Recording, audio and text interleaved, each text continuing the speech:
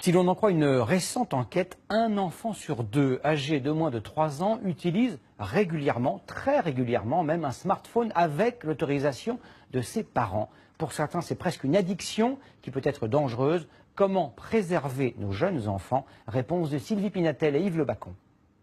Hugo, on cherche? Hugo a 3 ans. Et lorsque sa mère l'appelle pour jouer, Qu'est-ce que c'est? Ça, c'est qui? il vient se lever dans ses bras Bravo. Et comment elle fait la vache? et répond à ses questions normalement. Bravo. Et comment il fait le cheval? Moi, j'ai du mal aussi à croire qu'il est comme ça aujourd'hui. Parce que c'était très différent il y a encore 6 mois, 1 an, c'était un autre enfant.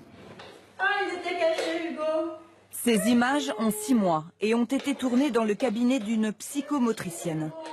Hugo était alors un enfant dans sa bulle, exposé aux écrans 3 à 4 heures par jour.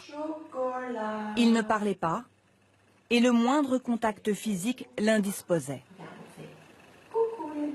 Toujours pas de regard dans les yeux. Qu'est-ce que vous faites, madame? Pourquoi vous faites ça? Même avec vous? Ah, même avec moi. Pour expliquer tous ces troubles, les médecins ont envisagé l'autisme. Personne ne songe alors aux écrans. C'est pourtant la thèse défendue par le docteur Ducanda et un collectif de médecins qui, dans cette vidéo, alertent autorités et parents contre les effets d'une surexposition aux écrans. Les enseignants nous demandent de voir de plus en plus d'enfants qui présentent des retards de développement, des enfants dans leur bulle, indifférents au monde qui les entoure, qui souvent ne réagissent pas à leur prénom, ce que l'enfant devrait faire à 9 mois. Et donc, au fur et à mesure que cette vidéo se déroule, je prends vraiment conscience qu'elle est en train de parler de mon fils. Et donc, on arrête les écrans. Je dis à mon mari, demain, c'est fini. 1 mois plus tard, la transformation est spectaculaire.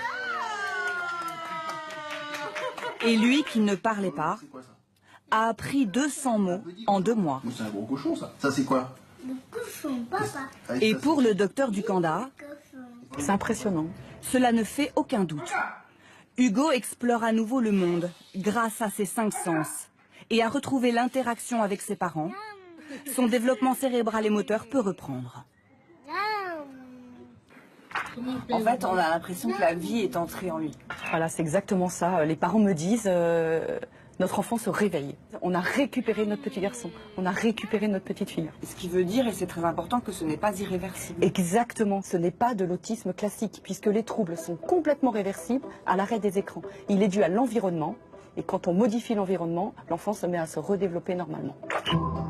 Pour qu'il n'y ait d'ailleurs aucune confusion, d'autres médecins ailleurs dans le monde ont trouvé ce terme, l'autisme virtuel, virtual autism. C'est une prise de conscience qui touche aujourd'hui tous les pays concernés par la vague numérique.